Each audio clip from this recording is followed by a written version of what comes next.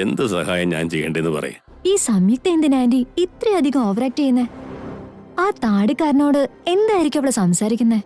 എന്താന്ന് നമുക്ക് നേരിട്ട് പോയി ചോദിച്ചാലോ? ആന്റി, ഞാൻ ഇപ്പൊ തന്നെ നല്ല ടെൻഷനില്ല. അതിന്റെ ഇടയ്ക്ക് ജോക്ക് അടിക്കല്ലേ. പറഞ്ഞ മോളെ, ഞാൻ എന്ത് സഹായം ചെയ്തു തരണ്ടേ? അദ്ദേഹത്തെ ആരാണ് കിഡ്നാപ്പ് ചെയ്തതെന്ന് ഒന്ന് കണ്ടുപിടിച്ചു തരണം. ഞാനോ? ഞാനിതൊക്കെ എങ്ങനെ അറിയാനാ? കിഡ്നാപ്പ് ചെയ്തോണ്ട് പോയവര് ഈ ഭാഗത്തുള്ളവരാണെന്നാ ഞങ്ങൾ അറിഞ്ഞത്. കിഡ്നാപ്പ് ചെയ്യുന്നവര് ഈ ഏരിയ മുഴുവനുണ്ട്. അതിലാരാന്ന് ഞാനെങ്ങനെ കണ്ടുപിടിക്കാനാ? ദയവ് ചെയ്ത് സാർ എന്റെ അവസ്ഥ ഒന്ന് മനസ്സിലാക്കണം. ഞാൻ ജീവനെ തുല്യ സ്നേഹിക്കുന്ന ഭർത്താവ് എന്റെ കൺമുന്നിൽ വെച്ച് ഇങ്ങനൊരു ആപത്തിൽ പെട്ടിരിക്കുന്നത് അറിഞ്ഞിട്ടും ഒന്നും ചെയ്യാതിരിക്കാൻ എനിക്കാവില്ല. അദ്ദേഹത്തിന് ഒരിക്കലും ഒന്നും സംഭവിക്കാൻ പാടില്ല. ഭാര്യ ജീവനോടെ ഇരിക്കുമ്പോ ഭർത്താവിന് എന്തെങ്കിലും സംഭവിക്കുകയാണെങ്കിൽ പിന്നീടുള്ള ജീവിതം ആ ഭാര്യയ്ക്ക് നരകത്തിന് തുല്യമായിരിക്കും. ദയവ് ചെയ്ത് സാറിന്റെ ഭർത്താവിനെ എങ്ങനെയും രക്ഷിക്കണം. എന്റെ ഭർത്താവിന് എന്തെങ്കിലും സംഭവിച്ചാൽ എനിക്കത് സഹിക്കാൻ പറ്റില്ല. അദ്ദേഹത്തിന്റെ ജീവന് എന്തെങ്കിലും അപകടം പറ്റിയാല് ഞാൻ പിന്നെ ജീവനോടെ ഉണ്ടാവില്ല. ദയവ് ചെയ്ത് എന്റെ ഭർത്താവിനെ തട്ടിക്കൊണ്ടു പോയത് ആരാണെങ്കിലും കണ്ടുപിടിച്ചത് എന്നോട് പറഞ്ഞു തരണം. ശരി മോളെ, മോടെ ഭർത്താവിനെ ആരാ തട്ടിക്കൊണ്ടുപോയെന്ന് ഞാൻ കണ്ടുപിടിച്ചു തരാം. പക്ഷെ അവിടേക്ക് ഞങ്ങൾക്ക് വരാൻ കഴിയില്ല. നിങ്ങൾ തന്നെ പോയി രക്ഷിക്കേണ്ടി വരും. ഒരുപാട് നന്ദിയുണ്ട് സർ. അദ്ദേഹം എവിടെയാണെന്ന് പറഞ്ഞാൽ മതി. ഞാൻ എവിടെയാണെങ്കിലും അദ്ദേഹത്തെ രക്ഷിച്ചുകൊണ്ട് വന്നോളാം. ശരി മോളെ, മോളുടെ ഫോൺ നമ്പർ എന്ന് പറയാം. ഞാൻ കണ്ടുപിടിച്ചിട്ട് വിളിച്ചു പറയാം. ശരി മോളെ. ഒരുപാട് നന്ദിയുണ്ട് സർ. പോയിട്ട് വരാം. നീ വാ. കണ്ടില്ല ആന്റി, ഇപ്പോഴെങ്കിലും പറഞ്ഞത് വിശ്വസിക്കുന്നു. അത് സംയുക്തയുടെ രൂപത്തിൽ വന്ന മേഘന തന്നെയാ. വിശ്വസിക്കുന്നില്ല. മിഥുൻ തന്റെ ഭർത്താവാണെന്ന് പറഞ്ഞില്ലേ? മിഥുനെ രക്ഷിക്കാൻ വേണ്ടി അയാളോട് കരഞ്ഞു പറയുന്നു. പിന്നെ കാലില് വീഴാൻ പോലും മടി കാണിച്ചില്ല. അത് സംയുക്തയാണെങ്കിൽ ഇതൊക്കെ ചെയ്യുമെന്ന് തോന്നുന്നുണ്ടോ? എനിക്കറിയില്ല മഞ്ജരി, നീ പറയുന്നത് കേട്ടിട്ട് എനിക്കും അത് സത്യമാണെന്ന് തോന്നുന്നുണ്ട്. ശരി ശരി, അവരുടെ ഒരുപാട് ദൂരെ എത്തി. നമുക്ക് ഫോളോ ചെയ്യണ്ടേ?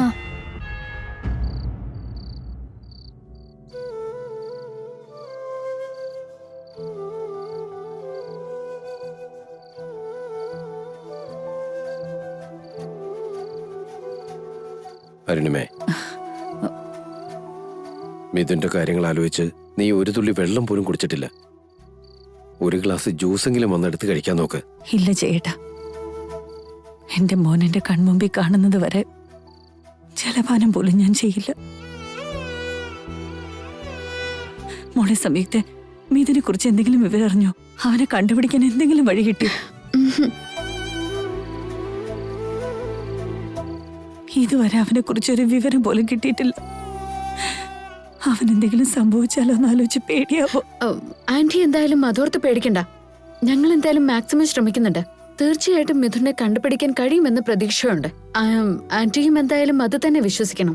മിഥുന്റെ ഭാര്യ മേഘന ഇവിടെ ഉണ്ടായിരുന്നെങ്കിൽ ഞാൻ ഇത്രയൊന്നും പേടിക്കില്ലായിരുന്നു.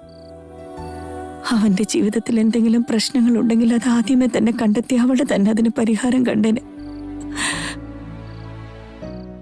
എന്നാലിപ്പോ എനിക്ക് ഒരു സമാധാനമില്ല. അവൻ എന്തിനായിരിക്കും കിഡ്നാപ്പ് ചെയ്തത്? കാശിന് വേണ്ടിയായിരിക്കും. എന്റെ മകനെ തിരിച്ചു കിട്ടാൻ ഞാൻ എന്ത് വേണമെങ്കിലും കൊടുക്കാം. ഇത് ക്യാഷിന് വേണ്ടി ചെയ്ത കിഡ്നാപ്പായിട്ട് തോന്നുന്നില്ല. ക്യാഷിന് വേണ്ടിയായിരുന്നെങ്കിൽ ഇതിനോടകം തന്നെ വീട്ടിലേക്ക് കോൾ വന്നേനെ. അവരുടെ ഡിമാൻഡ്സ് എന്തായാലും നമ്മളെ അറിയിച്ചേനെ. ഇതുവരെ അങ്ങനെ സംഭവിക്കാത്തത് കൊണ്ട് മറ്റെന്തോ ആവശ്യം സാധിക്കാൻ വേണ്ടിയാണ് മിഥുൻ അവരെ കിഡ്നാപ്പ് ചെയ്തിരിക്കുന്നത്. മറ്റെന്താവശ്യം എന്റെ മകനെ കൊണ്ട് അവർക്കുള്ളത്? അവരിപ്പോ എന്റെ മകനെ എന്തൊക്കെ ചെയ്തു കാണും? ഈ ആപത്തിന്ന് ഞാൻ എന്റെ മോനെ എങ്ങനെ രക്ഷിക്കും? എനിക്കൊന്നും മനസ്സിലാവുന്നില്ല ചേട്ടാ. എന്റെ മിഥുനെ രക്ഷിക്കാൻ എന്തെങ്കിലും ഒരു പരിഹാരം ഉണ്ടാവില്ലേ പണിക്കരെ? കുംഭമാസത്തിലെടുക്കുന്ന വരലക്ഷ്മി വ്രതം വളരെ പവിത്രമാണ്. ആ വ്രതം എടുക്കുകയാണെങ്കിൽ മിഥുനെ തീർച്ചയായിട്ടും രക്ഷിക്കാൻ സാധിക്കും. ആ വ്രതം നോക്കേണ്ടത് മിഥുന്റെ ഭാര്യ മേഘനയാണ്. ഈ അപകടത്തിൽ നിന്ന് മിഥുനെ രക്ഷിക്കാൻ വേണ്ടി ഭാർഗവ പണിക്കരൊരു മാർഗം പറഞ്ഞു തന്നു മോളെ. എന്തായിരുന്നു ആന്റി അത്? വരലക്ഷ്മി വ്രതം. കുംഭമാസത്തില് വരലക്ഷ്മി വ്രതം നോക്കുകയാണെങ്കിൽ മിഥുന്റെ ജീവിതം രക്ഷിക്കാൻ കഴിയുമെന്ന് അദ്ദേഹം പറഞ്ഞു. പക്ഷെ ആ വ്രതം നോക്കേണ്ടത് മിഥുന്റെ ഭാര്യയാണ്. എന്റെ മരുമകളെ നോക്കേണ്ട വ്രതമാണ് മോളേത്. പക്ഷെ അത് ചെയ്യാൻ എന്റെ മോൾ ഇവിടെ ഇല്ലാതായി പോയല്ലോ ഈശ്വരൻ. ഇതെല്ലാം തന്നെ എന്റെ വിധിയാണ്.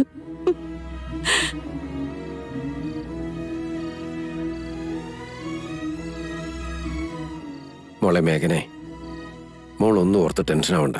അമ്പലത്തിൽ പൂജയ്ക്കുള്ള കാര്യങ്ങളെല്ലാം റെഡിയാക്കിയിട്ടുണ്ട്. നാളെ തന്നെ മോള് വരലക്ഷ്മി വ്രതം നോക്കണം. പക്ഷേ വ്രതത്തെക്കുറിച്ച് അമ്മ എങ്ങനെ അറിഞ്ഞാലോ? അതറിയാതിരിക്കാൻ ഞാൻ നോക്കിക്കോളാം. വ്രതം തീർച്ചയായും നോറ്റേ പറ്റൂ. എല്ലാ കാര്യങ്ങളും ഞാൻ നോക്കാം. ഒരു വശത്ത് മിഥുനേട്ടനെ കുറിച്ചുള്ള കാര്യങ്ങൾ അറിയാൻ വേണ്ടി എങ്കൊരു നടക്കാം. ആ സമയത്ത് ഞാനിങ്ങനെ വ്രതം നോക്കാൻ നടക്കുകയാണെങ്കിൽ. നോക്കുമോളെ, ഭാർഗവ പണിക്കൊരു വാക്ക് പറഞ്ഞു കഴിഞ്ഞാൽ അതിലെന്തെങ്കിലും കാര്യം ഉണ്ടാവും നിനക്കറിയില്ലേ? അതുകൊണ്ട് നമുക്ക് ഗുണം മാത്രമേ ഉണ്ടാവൂ. അപ്പോൾ അദ്ദേഹം പറഞ്ഞതനുസരിച്ച് വരലക്ഷ്മി വ്രതം നോൽക്കുകയാണെങ്കിൽ മിഥുനെ രക്ഷിക്കാൻ നമുക്ക് എന്തായാലും ഒരു വഴി തുറന്നു കിട്ടും. മോൾ അതിനെക്കുറിച്ചൊന്ന് ആലോചിച്ച് നോക്ക്. അങ്ങനെ തന്നെ ആവട്ടെ അച്ഛ. മിഥുനേട്ടനെ രക്ഷിക്കാൻ വേണ്ടി ദേവിയുടെ അനുഗ്രഹം നമുക്ക് എന്തായാലും വേണം. നമ്മുടെ കുട്ടികൾ എന്തെങ്കിലും കഴിച്ചായിരുന്നോ? കഴിച്ചു മോളെ. ചക്കി ഇന്ന് മുഴുവൻ അച്ഛനെവിടെയെന്ന് ചോദിച്ച് കരഞ്ഞു കരഞ്ഞ് തളർന്ന പാവം പോയി കിടന്നുറങ്ങിയത്. ആ കുഞ്ഞിനെ എന്തു പറഞ്ഞാണ് സമാധാനിപ്പിക്കേണ്ടതെന്ന് എനിക്കറിയില്ലായിരുന്നു. അവളെ കാണുമ്പോൾ എനിക്ക് സഹിക്കാൻ പറ്റുന്നില്ല. എന്താണെന്ന് വെച്ചാ ഇതുവരെ ഒരു നിമിഷം പോലും അവൾ അച്ഛനെ പിരിഞ്ഞു നിന്നിട്ടില്ല. ഇനി നാളെ രാവിലെ അവൾ അച്ഛനെവിടെയെന്ന് ചോദിച്ചാ എന്ത് സമാധാനം പറയണമെന്ന് എനിക്കറിയില്ല.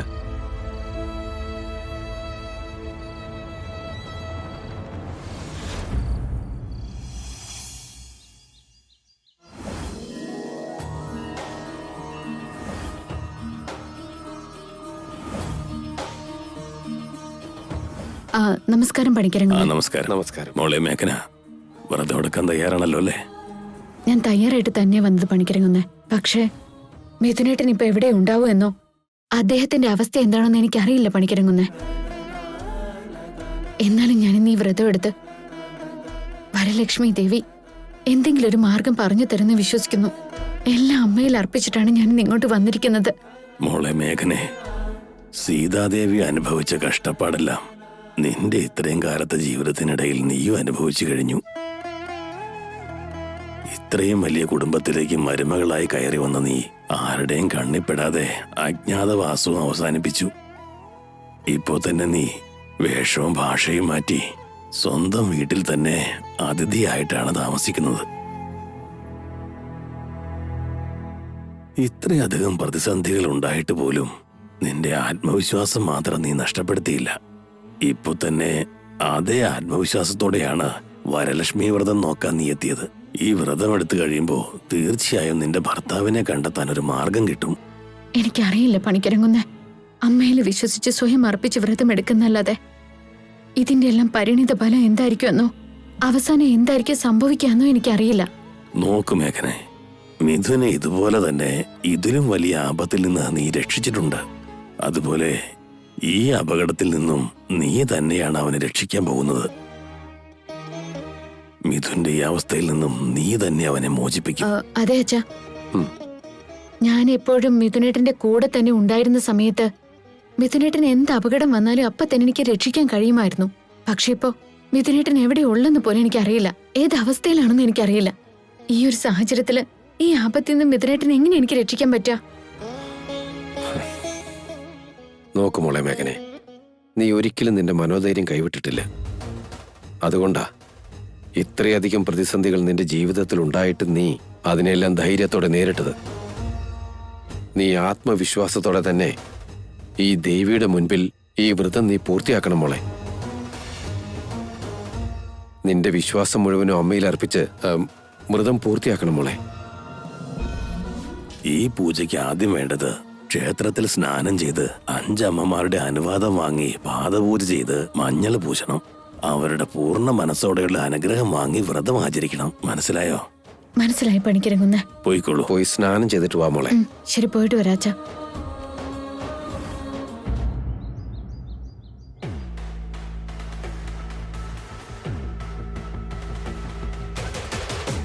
Good morning Manjari. Good morning anti.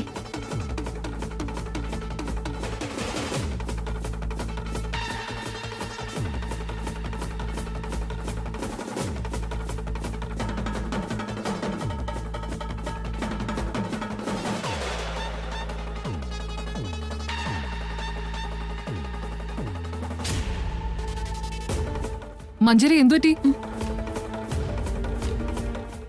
നീ എന്തേ കിടന്ന് ഓടുന്നേ? കൊളക്കോഴി മുട്ടയിടാൻ നടക്കുന്നത് പോലെ നീ എന്താ ഇങ്ങനെ ടെൻഷൻ അടിച്ച് നടക്കുന്നത്? രാവിലെ ആരെയാ ഇങ്ങനെ അന്വേഷിക്കുന്നത്?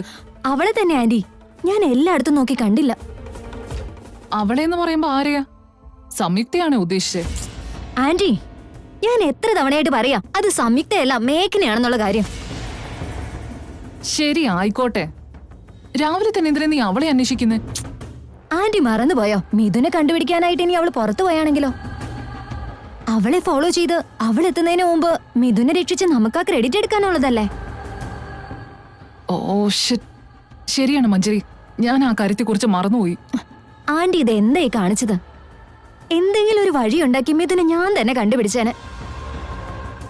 ആന്റി പറഞ്ഞതുപോലെ ആ പൊട്ട ബുദ്ധിയും കേട്ട് ഞാൻ മേഘനയുടെ പുറകെ നടക്കാനും തുടങ്ങി. ഇപ്പൊ നോക്ക്, അവര് മിഥുനെ കണ്ടുപിടിച്ചാ പോലും ഞാൻ ആ കാര്യം അറിയാൻ പോകുന്നില്ല. മഞ്ജരി കൂൾ. നീ ഇങ്ങനെ ആവേശം കാണിക്കുകയാണെങ്കിൽ ചായയില് പഞ്ചസാരയ്ക്ക് പകരം ഉപ്പിട്ട് കുടിച്ചതുപോലെ ആയിപ്പോവും. ഒന്ന് നിർത്ത ആന്റി. ഒരു ഉദാഹരണം.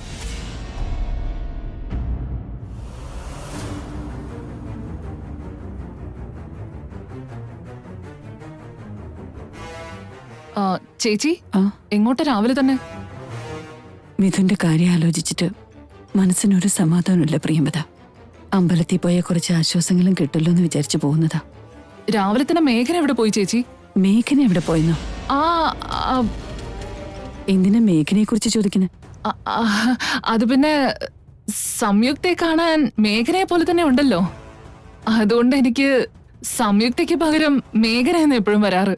ഓഹോ, സംയുക്തയായിരുന്നോ? അറിയില്ല പ്രിയമത, ഞാൻ ഇന്ന് കണ്ടില്ല. ഇവിടെ ജയദേവേട്ടനും വിവേകും ആരുമില്ല. എല്ലാരും മിഥുനെ കണ്ടുപിടിക്കാനുള്ള ഓട്ടത്തിലാണുള്ളത്. ഞാനും ഒന്ന് അമ്പലത്തിൽ പോയി വരാം.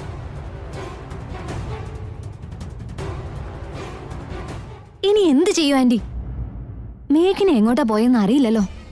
അവളെങ്ങാനും മിഥുനെ രക്ഷിച്ച പിന്നെ ഈ വീട്ടിൽ ഒരു സമാധാനം ഉണ്ടാവില്ല. മിഥുന്റെ ലൈഫിൽ പിന്നെ എനിക്ക് ഒരു സ്ഥാനം കാണില്ല. ഛേ, ആ ആ, ശോ.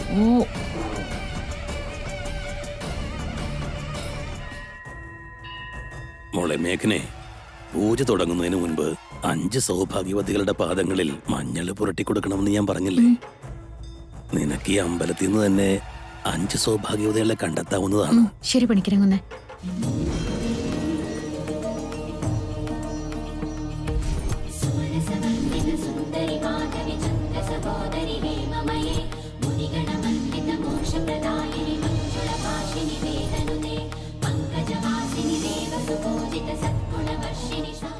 അതെ, എന്റെ ഭർത്താവിന്റെ ജീവൻ രക്ഷിക്കാനായി ഞാനൊരു വരലക്ഷ്മി പൂജ നടത്തുന്നുണ്ട്.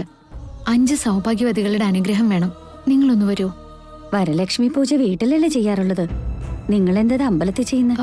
അങ്ങനെ ഒരു അത്യാവശ്യമായ ഘട്ടത്തിലായതുകൊണ്ടാ. ദയവ് ചെയ്ത് എന്റെ കൂടെ ഒന്ന് വരൂ. എനിക്ക് സമയമില്ല, മറ്റാരെങ്കിലും നോക്കിക്കോ.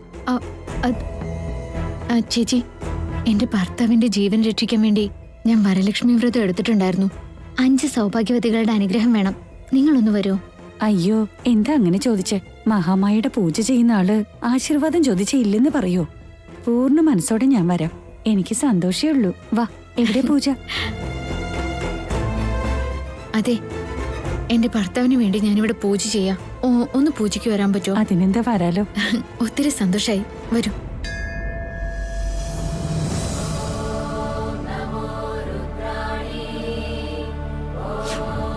ഇതെന്താ മേഘനെ, ഇതിപ്പോ 4 പേര് മാത്രല്ലേ ആയിട്ടുള്ളൂ.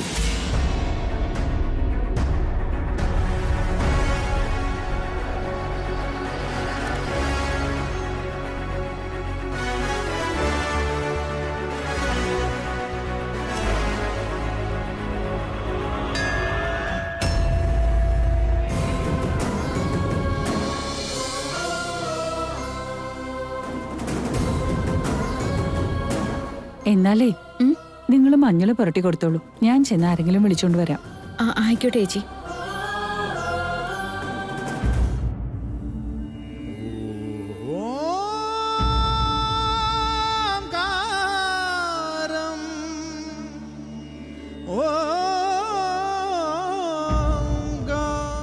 എന്റെ ഭഗവാനെ, മിഥുൻ ജനിച്ചപ്പോ തൊട്ട് തുടങ്ങിയതാ അവന്റെ ഈ പരീക്ഷണങ്ങൾ. പക്ഷെ അതെല്ലാം മറികടക്കാനുള്ള ശക്തിയും അങ്ങ് തന്നെയാണ് എനിക്ക് തന്നതും. പക്ഷെ ഇപ്പോ ഇതുവരെ ഉണ്ടായ അപകടങ്ങളെക്കാളൊക്കെ വലിയൊരു ആപത്ത് അടുത്തു വന്നുകൊണ്ടിരിക്കുന്നു. ഇത്ര നാളും അവന്റെ നേരെ അടുത്ത ഒരു ആപത്തിൽ നിന്നും എന്റെ മരുമോള് മേഘനെ രക്ഷിച്ച്. പക്ഷെ ഇപ്പൊ അവന്റെ നേരെ അടുക്കുന്ന അപകടത്തിൽ നിന്ന് എങ്ങനെ അവനെ രക്ഷിക്കാൻ എനിക്ക് ഒരു പിടിയും കിട്ടുന്നില്ലല്ലോ. അപകടമൊന്നും സംഭവിക്കാതെ അവിടുന്ന് വേണം അവനെ രക്ഷിക്കാൻ.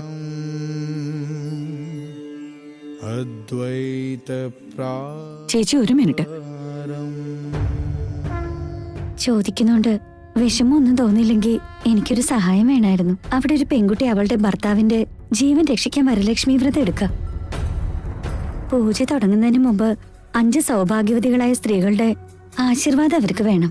ദയവ് ചെയ്ത് അവിടം വരെ ഒന്ന് വന്ന് ആ കുട്ടിയെ ഒന്ന് ആശീർവദിക്കാമോ? ആശീർവാദവും അനുഗ്രഹമൊക്കെ സ്വച്ഛമായ മനസ്സോടുകൂടി കൊടുക്കണം. കലുഷിതമായ മനസ്സിന് അതൊന്നും ചെയ്യാൻ സാധിക്കില്ല. എന്റെ മനസ്സ് ഇപ്പൊ ആകെ കലങ്ങി മറിഞ്ഞു കിടക്കുക. നമ്മുടെ മനസ്സിന് ശാന്തത കിട്ടാത്ത സമയത്ത് മറ്റൊരാൾ ആശീർവദിക്കുന്നത് എങ്ങനെയാ? നിങ്ങളൊന്നും വിചാരിക്കരുത്. അയ്യോ, അങ്ങനെ പറയല്ലേ. ഇതൊരു ദൈവിക കാര്യം കൂടിയാ. ആ പെൺകുട്ടി ഇതൊക്കെ ചെയ്യുന്നത് സ്വന്തം ഭർത്താവിന് വേണ്ടിയാ.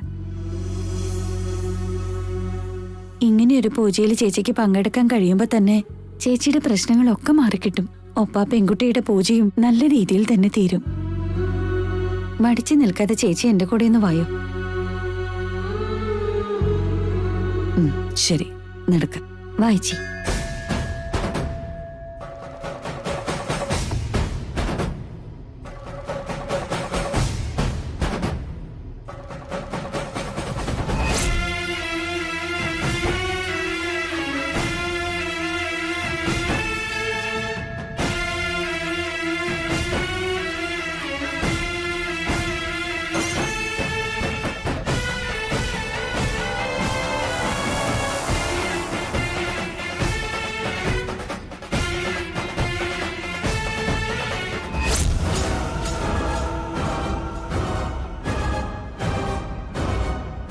അരുണുമ എന്തിനാവോ ഇങ്ങോട്ട് വരുന്നേ?